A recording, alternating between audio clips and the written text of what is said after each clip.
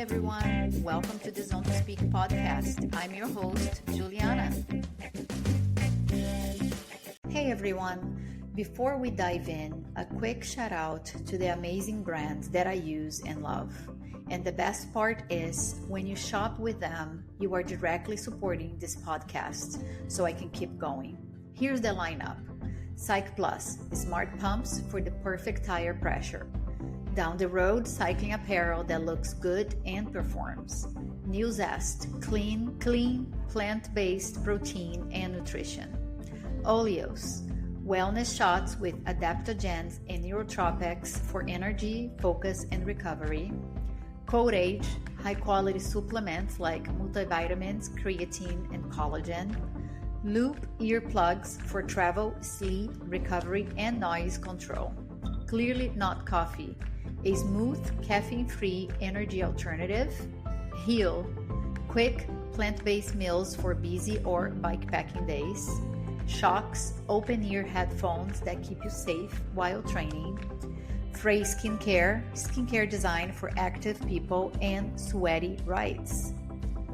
All the links, discounts, and codes are in the episode description, so check them out, grab some great deals, and know you're helping keep Zone to Speak rolling. Now, let's get into the episode. Welcome back to Zone to Speak. Today's guest is someone who truly understands what it means to push beyond ordinary limits, not just physically, but with intention, heart, and purpose. I'm talking about Marcos Magalhães, also known as Magal, ultra endurance cyclist, USA cycling coach, and fundraiser for Projeto Cura. Magal has an impressive race resume, twice completing the America Long Distance Classic, San Francisco to LA, during the 2021 Endurance World Championships, and racing across Florida multiple times. Whether he's conquering ultra races or channeling endurance into purpose-driven action, Magal is a story worth listening to. Today, we talk about how he got here, what keeps him going, and how endurance on the bike and in life is really built. Let's get into it. Magal, welcome to Zone to Speak. Thank you. Welcome for the introduction. I'm feeling better already. So most ultra endurance journeys start not with a finish line in mind, but with a deeper question. Why am I driven to do this? And what am I really looking for in the process? So Magal, let's start at the beginning. How did you first get into endurance cycling? And was there a specific moment when you knew these long days, long miles, pushing through fatigue was something you wanted to pursue? No, I never thought about going this sort of distances before. I think when we met, long time ago, Long I time. was barely starting to be the weekend warrior, right? I think my first Gran Fondo was the one we did together. Yeah. Uh, in a lifetime ago. Yeah. Anyway, but, and that's what I was doing. Like I was having fun on the bike. I always did sports in different ways growing up, including BMX when I was a kid. But no, never thought about it. I think the first challenger was like a very traditional ride in South Florida, the Bike and Mass, right? For a national organization that runs those kind of fundraisings, and was a challenge because it was like around 75 miles, 10K each way, and it was 2 days. So for me, it was that the pinnacle of doing long distance, right? I'm gonna do 2 days back to back, 75 miles. I found out soon enough that, okay, I like so much because I did the fundraise and I see the people happy. There were, a lot of people were bringing money to that cause, right? To bring awareness for MS. And from that, I learned about the California ride, and was totally new experience. Was 7 days, was supported, and I think So I did in 2017. None of my friends wanted to go. They're like, "You're crazy. You go there. Tell me when you're So stopped having." it's from just so anyone that's not familiar Yeah, with this, it's from San San Francisco to Francisco to LA. Los Angeles in 7 days. And that's what, 700 miles or Well, kilometers? miles is 550. Okay, so it's A little about bit over 700 800 kilometers. kilometers, I think. So I did that. I liked so much that I managed to convince one colleague, and we did it together in 2018. To this day, we ride. That he's back to Spain. Actually, every time there is a ride, this group rides with fundraising behind in Europe. There are multiple days. He invites me, so I've done it in September. I did from Paris to Lausanne in Switzerland in 4 days with the group, Amazing. and it was awesome. Yes, and the year before I did London to Paris, but I did the long way. I did not take the train. We went to a port city, so we rode for a day, and then from there we took the ferry, and then another 3 days crossing France. So in a way, I crossed in two events. I crossed France like from northwest to southeast, and lovely. I love everything about it. But again, I started doing that, and I said, oh, I can do 1 week, and fundraising for a good cause. Right in California was a 2-in-1, was half for the San Francisco AIDS Foundation, or I don't remember the name. I'm sorry, but they're helping people that kicked out of the house because they got infected, etc. And the LGBT group in Los Angeles. And along with that, and you know it, right? If you ride for 2 hours with someone, yeah, you have a good chat and fun. You ride for a long day, you start making, oh, this person would be a good friend. You ride for a week with that person becomes a friend. Yeah. And so I started getting all parts of my life getting better, right? I got better in leadership where I was working. I got better as a person. Obviously, not only the physical aspect, but I started saying, okay, I'm getting a lot more than I'm giving, right? And that's how that thing progressed. Pretty much since 2017, I'm always in some sort of fundraising cycle for some organization. And since 2021, was focused on cancer research and helping families. So I started in New York, in a ride that is across New York. It's Empire State Ride. We went from, yeah, it is awesome. That I think was, I dare to say that is better than California in the sense that it's not as hard. And took Does me it's to flat? New York is really flat, or why? Oh, well, no, it does have climbing Okay. on the north of the state. Yes. But I don't know. I think the experience was different. Like, I know I'm probably extending too much on the answer, but one thing was, for California, it took me to a community that I didn't know much about it. Right? I'm straight man, married with kids, kind of regular folk, right? Regular Joe, as I say in my account. And I met that group of, we were like 2,000 riders, and probably 1,800 of them were gays, lesbians, or some sort of LGBTQ, yes, different yes. paths of sexual preference, and it was awesome. Like they have that thing that called the love bubble, and while you're in the group, they don't care where you're from. So that's an extra, right? The one in New York, I later found out. I found on the last day when they wait everybody to arrive like 5 miles from the end, and say, hey, okay, we're waiting for people. Raise your hand if you're from Florida. Raise your hand if it is. And there's all fun and games. You raise your hands. And then, okay, raise your hand if you lost someone to cancer. And then people start raising their hand. Raise your hand if you had cancer, you are survived. A lot of people around me raising their hands. And Wow. when they start getting into this community, if you will, of people that are connected to the disease, I didn't raise my hand a single time. And I was like, oh my God, how am I blessed? And that's the Yeah. reason I'm doing again this year. Yeah, it's funny you mentioned that because I wanted to ask if you have a personal reason that made you connect to Projeto Cura, which is fundraising for cancer, but you just answered that it, you don't have a personal reason, but what brought you to this cause? Because there are so many causes out there. Is there any special reason why you chose this one, or you were chosen? No, I actually look for it. Um, Mm, what I did was, I've been, like I said, I've been doing this for so many years, right? yeah, And in US, and you live here, it's pretty easy to create a fundraising in a sense, technically, logistically, right? They give you a, do it yourself website, and you build it, and the money goes to the organization. So I've been doing that for so long, and I said, you know what?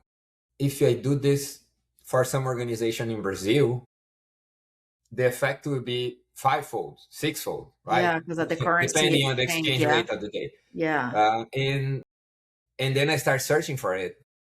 And I asked a friend of mine who she worked for like 30 years at Novartis, right? And one of these big chemical or pharmaceutical. medicine companies. Yeah, And let me help. And she found a lawyer that worked with this, and she put him in contact. And based on kind of the criteria I wanted to work with, and she presented me to Projeto Cura. Projeto Cura, I met their president and some of the staff, and coincidence enough, she said, "Oh, I just moved back to Brazil. I used to live close to where you work, right? I'm out in South Florida. And by the way, where do you work?" And I told her where I work, and she said, "Oh, my youngest son worked there."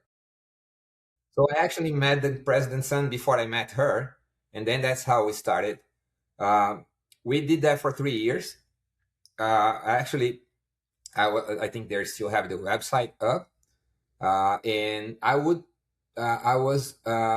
going to continue. I'm going to continue with them because I think the impact, like I said, the impact is bigger, right? I'm yes, in the, let's say, market that they cannot reach because they're Brazil and Latin America, yeah, and every dollar I get, it's a lot more money, right? So that's how I started. So we got along pretty well, and I started having conversations with the team, and like they help my building a page with my profile and a donate here button and etc. Which is, as you know, it's not common in Brazil. So uh, it took a lot of doing to get that done. But yeah, we set it up, and we've been doing this from 2022 all the way to the end of last year. I'm still in contact with them. I just kind of put in a pause because again, I'm going to continue with cancer. But like I wanted to do the New York ride again. yeah. I just got their swag, and I want to do it again. I had an amazing experience, but differentiating for everything else I did in fundraising rides. And I said, you know what? I want to do it again and see what else comes. Very cool. Very cool. It must be feel. It must feel so nice to see, the impact that you are making, and doing something you love. And Yes. speaking of what you love, being an athlete and being a coach are connected but different. One Hmm. is about your own performance, the other is about helping others find their performance, confidence, and goals. And you are a USAC certified coach. What motivated you to step into coach, and how has helped others grow, changed the way you understand your own journey? Um, I gotta go very technical on this. Okay. Any and again, I don't do this for a living, right? I'm your typical corporate rat, being my entire life. I'm still guy working 45, 50 hours a week. And one of those many sessions that you have doing self-assessment and understand, I found out in Strength Finder 2.0 from Gallup that I'm a learner. That's my highest skill by far. Okay. Like everybody look at me like I was weirdo because they had decision making and etc. So I'm a learner. So I back in the day when the bikes were like this, simple mechanic, caliper, brakes and cables and stuff, I start doing my tinkering until I learned that I need to do a proper fitting, and then I start learning how to do the maintenance because I need to save money. But then big bikes became too complicated. Hydraulic brakes, fire-by-wire shifting, everything is carbon and expensive. So at that point, I had a coach for 3, maybe 4 years, and I started doing self-coaching for a couple of years. And I was like, okay. And I always had that thing with people asking me because I was that weird guy at the company that I was always doing something, what did you do in a week you're spent? I rode 1,000 kilometers as my week vacation, and they look at me and so people start coming at you and say, okay, I was thinking about this. And I said, you know what? Let me get some of the proper training. If not for anything, at least I learned, right? I don't have a coaching business, right? What I do is now I have a little bit more information. I'm a little bit more educated, so I can tell you, you do like this, right? As opposed to whatever you're doing, because So at least I can just don't believe me. I think the certified coaching, right? The USA Cycling certification maybe brings a little bit of more trust in what I'm saying, right? Yes, Again, I would obviously. love to be a coach, but I still have to pay the bills, and it's a long way to become a successful and money-making coach. So I have to choose one profession. So right now, I stick with what I know better. Yeah, But but like you said, it's always good to learn, right? When I was on my triathlon racing days, I also started learning nutrition because it's such a fine line between eating right and not gaining weight. Like you need to have fuel, but there's this fine line and so much contradicting information out there. And I just decided to go and learn. And I do have a few clients on the side, but I do have my full-time job that pays the bills as well. yeah, So from all of the races you have done, San Francisco to LA twice, the Empire State Ride, the Cheaha, how do you say that? Cheaha, the one in Cheaha, Cheaha, yeah. Ultra multiple times across Florida. Is there one that stands out as most transformative? What made that race so significant for you? I mean, I'm afraid you're going to say New York because you just said I have to go back. Yes. Tell me. Yeah, I kind of spoil a little bit. Yeah. New York was totally different, right? It was just off, I don't know, 2 years of COVID, right? Mm. So a big high from being outside and riding the bike after Yeah, being cooped exactly. up. I was itching, but and not only that, right? Well, for one, biking was what got me through with the entire staying at home kind of thing, because there was a point that you could ride by yourself. Yeah. I think that was really when my desire of keeping going further and further was there, because you're being repressed, right? You have to go out and quickly do 2 hours, 3 hours, in that same thing around the neighborhood, and you cannot stop for coffee. So there was like, but at the same token, I had a lot of time to prepare. I think most of my PRs is still back from 2021. And I was flying. I mean, granted, I was 4 years younger than I'm now, but like I got I had a lot of energy. I was feeling, wasn't a race, but I said, okay, it's not a race, but I want to be in the first group that arrives every single day. So I did that on the first day. I think I was the third or fourth rider to arrive. Then some of the people that were drafting, because I was not counting on anyone, I was just pushing to the limit. I knew I could do the 7 days. I wanted to, these rides, the only downside is a lot of beginners. So I want to be out of the beginner group so I don't risk accidents and I don't, right? So I did that the first day, felt awesome. A few other guys said, hey, you did a really good pace. Let's do it again and keep doing. Okay. Second day, we were there and we were like hauling, what, 20 something miles, over 30K an hour in a group, rotating. And well, you lived in New York, or you know New York well. There is Yeah. a lot of trails in the Empire State Trail Yes. system. So this ride goes around 400 miles on those trails, right? But they have, in every single time you cross in the street, you have that 2x4 pole right in the middle. So the dumb Americans don't think that is a street and get into that. So Okay. every time you cross in the street, the guy out front would point and say pole, and everybody got away. Well, one of those guys said just too late, and I was second. By the time he No. got off the pole, I hit straight on at 24 miles per hour. Ouch. Dislocated the thumb, broke a finger, scratches all over. Thank God the helmet. I did a front flip. I think I would give myself a 6.5 because I didn't land it, but and I was there holding my hand because the thumb had go like an inch. It was totally off, right? And I was like, yeah, that's over. All that effort, fundraising that I know. No. I think I know. I fund That was day 2? That was day 2. And I was like holding my hand like this and waiting for the support, right? We were like 2 miles from the rest stop. And then as I was waiting, my bike, no way. I still have it hanging in the garage. I cracked right underneath, let me see, right here underneath Wow. the fork. But as I was waiting, the thumb popped back in. And I was like, oh, I'm good to go.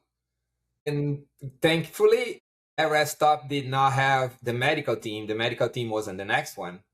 So I just talked to the mechanic and he said, no, your bike is out of commission. Oh, but we have a brand new Giant TCR. It's your size. If you want to set it up for you. So typical race mechanical fashion. Wow. Set it up, tape my computer because they didn't have the bracket. Off you go. Okay, now can we give you a little bit of tape? Okay. My hand is holding my finger. I was all sore, right? But I was like, the mindset was something that was, I don't know if I have any me anymore because I think I wasted I used everything in that day. So long story short, I finished, they treat me. I cried for like 5 minutes in front of the masseur that was waiting for me. And then at night I had to do a full body 360 FaceTime with my wife to show that I was actually intact. And I just kept going and I finished the other 5 days. 3 of those days I was like top 10 guy arriving. Wow. Just because at that point, the guys that was helping, I was usually doing the pulling. They just said, no, we're not abandoning you. We're going to pull for you until the end if you up to it. Aww. And like I said, became friends. A guy from Pennsylvania and the other from California met a Brazilian from Florida in New York, and that's what you get. So that was that's a big high, a lot of emotions. Big high. Yeah, you know, and I just didn't have a chance to go back because of logistics, time, money to go in. Yeah, and I was involved with the Projeto Cura, so it was like a year long. I always do a break for the MS. I never abandon the MS ride, so I do it every year. But it's like a 3-month period of fundraising. I get the company's team to go. So we managed to have years that we had 15 people from the company raising $15,000 in the process. There are days that are not so much, years that are not so successful, but I keep doing that. But New York, I felt like, because I was the guy that had to be fixed every day, every morning, right? It's one Advil for the pain before to sleep. Yeah, Next been day, there. breakfast, another Advil. The guy would tape my hand, would put some protection on my fingers. They were all scratched, I think, as I fall. How you doing? I think they were a little bit late in the game, but they were checking for concussion, and I didn't have anything, apparently. So I met the entire crew of volunteers, including the guy that runs the event for from the beginning, and we were chatting on LinkedIn for all places. And he said, "Wow, why don't you do it again?" And I said, "Oh man, I really want to go, but you know." And they say, "Hey, no pressure. You register." And so uh, I decided, literally, I'm announcing on your show, because I kind of decided that like a week ago or so. I didn't have a single fundraising event, and haven't seen raised a single dollar yet. But that's how it goes. I'm just excited to go and do it again. That's the reality. I can't wait just to know how it went. Hopefully, no accidents this time. Yes, that's the Um, number one goal, right? And not let finish without crashing. Give more That's number. space between you and whoever's pulling, maybe do all the effort or something. Yes, exactly. Yes, I don't mind pulling. Go ahead, Yeah. tag along, people. Yeah. Yeah, I'm a little bit. I mean, I come from road cycling before triathlon and then ultra cycling, but I don't know if I would go back to road cycling. All these pelotons and drafting makes me so nervous. Yeah. But you never stop. You never stop. You're always doing a lot of things, and training isn't just long rides. It's also recovery, mind and body balance, sustainable motivation, discipline. What does a typical training day look like for you? How do you balance intensity with recovery? And how does that change over years? And you also mentioned, you have a family, you have a full time job. Tell me, how Hmm. do you balance all and what is a typical day for you? Well, I train some. I do some sort of training basically every day. Uh, I think the best thing I learned through the years is pace myself. When About when I was start doing the ultras, I got into nutrition, but not enough to try to learn or get a certification. At least not yet. But I really love the topic. I'm blessed that my wife is a personal chef, so it helps a lot, and she's on the healthy side. She's always been. I got nutritionist support as well. Even though at this point I'm kind of running on my own for now. But what I do is, um, again, like I said, I self-coached for a few years. I started in December with a coach from Brazil. Our friend Vinicius recommended him, so I went to talk to the guy, and a very young guy, and a specialist in doing the ultra gravel races, right? The biking man. But what I do is, well, like I have a very demanding job where what I do. It's office job, but it's a lot on hours. I work with teams across the globe, so I have the occasional 9 p.m. or 6 a.m. What I do is I try to balance everything in the sense that, okay, I have to do the training, so I am constantly checking the professional calendar with the personal one. Happens a lot that I because I'm a little bit older, right? I'm 55 right now. I noticed in the past couple of years that I really had to focus also on my sleep. So what happened is I have a certain training, it's a weight training, and I can do it at the company's gym in the afternoon, so I sleep a little bit. But if I move my gym to the afternoon, I cannot do the hard ride on the next day because I won't be compromised. So I move the ride to the afternoon. So I'm constantly shifting between morning and afternoon. If I can do everything in the morning because I'm going to sleep 9 p.m. I'm on bed, right? So I allow myself to do it. So I think is the number one is I don't sacrifice sleep anymore. I'm very happy to achieve like 7-ish hours a night, which is far better than my 5.5 and 6 a few years back. And I'm balancing the cross training with in the weight room. with the different interval training. And luckily, I always get the Saturday and sometimes Sunday to do the long rides that is just, Yes. Z2 and everything. And occasionally I take a day off. Like when I'm really not, I think the name of the game is the mental discipline. I'm very specific about that because discipline is fine. I'm going to wake up every day at 4 a.m. I'm going to Yeah. do blah, blah, blah. And you're going to destroy your personal, professional, and health along the way. No, that's just discipline. For me, Yeah. you have to be with purpose. And my purpose is okay, I have to do a little bit today, whatever it is, and I'm going to adjust my time. So I do it uh, the way I'm supposed to do, doing well, and also trying to set up the next day so I not fail. If that you have the unexpected events, like you stay longer at work, and I just say, okay, I cannot do it. I'm not gonna do the training.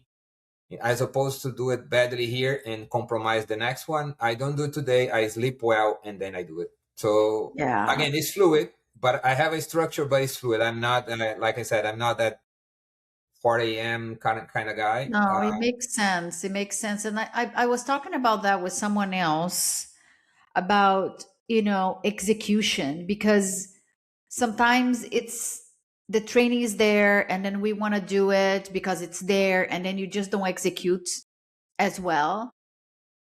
Might as well just not do it. Like, do it.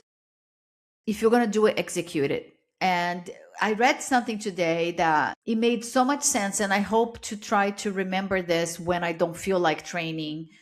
And there's a difference between listening to your body and being lazy, Yeah, But I totally. read today was like train with purpose, not with your mood, something like that, which means like, focus on your purpose and your goal instead of, just your mood.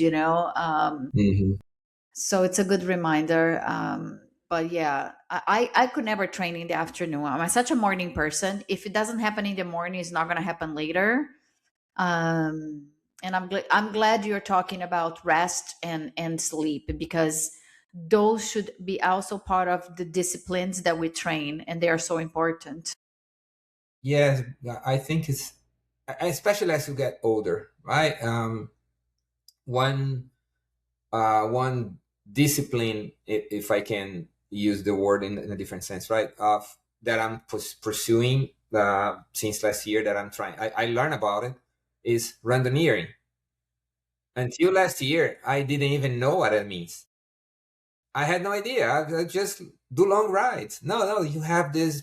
This is an international thing. You have a certain time frame, but it's not a race, and you do this long distance and blah blah blah. And I was like, oh, that's cool because you can do that in a group, right? That helps, and I start getting involved with this person, this kind of riders, and you look at them, they are mostly high 50s, mid 60s. So are people that are retired, very few younger than, I don't know, 45. I did a 300K last week with this group, and there was one guy that I would say is high 30s, low 40s. Everybody else was 55 and up for sure, with the eventual 60 something.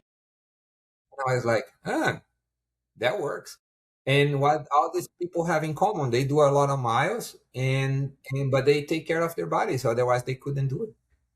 And I said, okay, that's maybe it feels like a good way to go about the long distance. Um, and that's it. Yeah. Yeah, And there are many different disciplines out there for cycling. It's so vast. You can do so many different things, and it's crazy that just in long distance cycling there's also different disciplines. So it's that's what I really love about cycling. You can do so many different things. You never get bored of it. yeah, And you have taken a lot of crazy races out there. Some races test your body, some races test your soul. yes, A absolutely. 1,000 mile, or kilometers. really asks a bit of everything. What draws you to come up with those challenges? I I think I remember. Well, the best way I can put it is something that you said in one of one of your interviews about going backpacking, right? Okay. How is drawing you more than the rigid. Oh, I have to do this. I have to have that time, etc., etc. Yeah. And I kind of feel like that as well. I mean, every now and then you have to put yourself in a challenge, Yeah. right? But what happened to me is, you were describing some of the events I did. I think the full picture is I failed a couple times badly, and that's what drove me to 1000. It's in a matter of speaking, most of this is your fault. I was there. I had done the 2021 ride, crash and all, finished. Got myself at 51. I got to do an executive MBA. Right, that's something I had in my head since I was 20 something, and it was extremely hard because, well, an MBA is hard, but number two is it was a full MBA in 18 months. So you had full day Saturdays, almost every Saturday, night classes, while working 45, 50 hours. And so end of 2022, I finished 3.97 GPA, whatever that means for the non-Americans. With Americans know that's a high grade. I was very happy with it.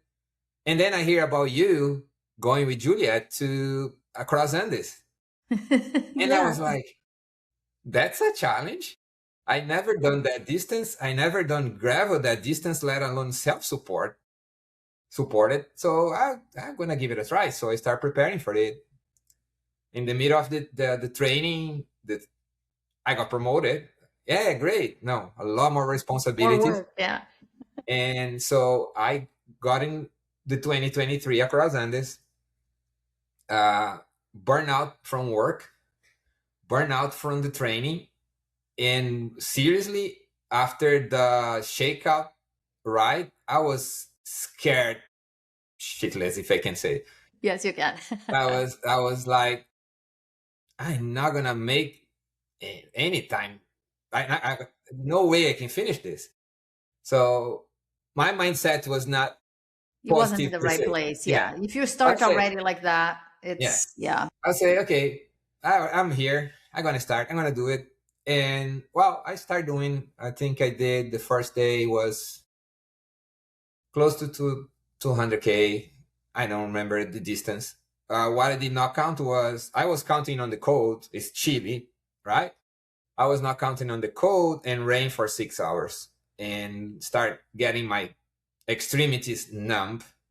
And I was like one of the very first times that I really felt that, okay, now I'm risking limb and, and body and stuff.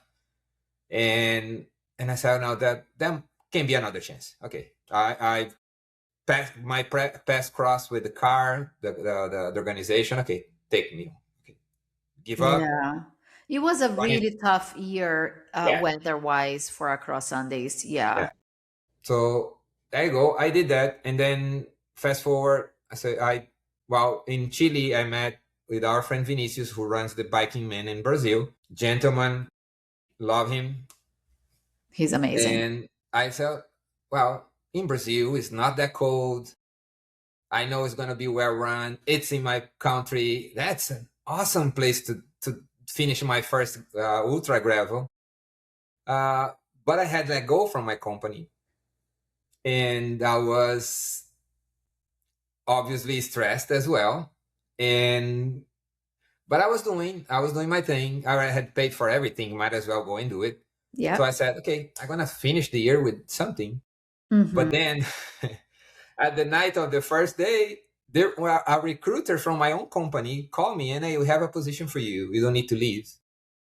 But I had to negotiate in the middle of nowhere, Brazil, pitch black, in a 9 p.m. That added a little bit to the stress. Yeah. So that conversation went for the next day. And as I was going to the checkpoint, and I said, now I'm going to go down to the beach. thinking about all that, I'm gonna crash the bike. I need the job to have the money to do this next time. And Yes. then I gave up. So I scratched my second gravel, and I said, okay. When the year turned, I got a new job. I'm like, getting things back to normal. And I was like, oh boy, how much do I have to wait to do 1,000K in 5 days? So I come up with my own. I couldn't trust on the schedule. So I put a route that was safe enough that that I would ride enough cities around Florida. So I went from Central Florida to the Gulf of Mexico. Then I go up to How Gainesville. nice. Yeah. So then from there, I go to the East Coast, down to Daytona Beach, famous Daytona Beach, and then back and I said backpacking. I had my clock in 120 hours because that's what we expect in 1,000K, Yeah. and I didn't want to wait, so I was happy. I did that entirely solo, backpacking. Some days I slept at the hotel. A couple of nights I slept at my daughter's friends that lived around the area. They were kind enough to receive me, and I love it. So I say, okay, now I know I can do 1,000K in less than in 5 days, and let's see what comes ahead. So, uh, so that's why I I put a name on it, but it's nobody knows about it. I put the Magal 8,000 because that's you know what I had to name something, right? So that's why I probably fooled you in that something important. I was like that. Was I said, hey, I need a I week love vacation. that because you were going through life changes during two separate races that played with your head, and it's something that happens. And yeah, I think it's really cool. You didn't wait for anything, any occasion, any race. And I think also maybe it's something that can make you shake off this DNF thing that maybe was on the back of your mind, that you created your own route, you did it on the time frame, and now you are ready to tackle what's next. So that's my question now. What's next besides New York, Empire State? All right. Yeah. New York Right. wasn't expected. What I've been doing is I love both, right? I love the road, the long distance, the randonneur thing, and I love the gravel thing. I love the part where you don't have to worry about cars. You're in nature. Yeah. It's more, I think, for as a Brazilian, I think that's probably more on the roots. Even though I haven't ridden the bike too much in Brazil, at least not at this level. So the plan now is what I've been doing is I'm practicing what I'm going to have to do in 2027 to ride the Paris-Brest Paris.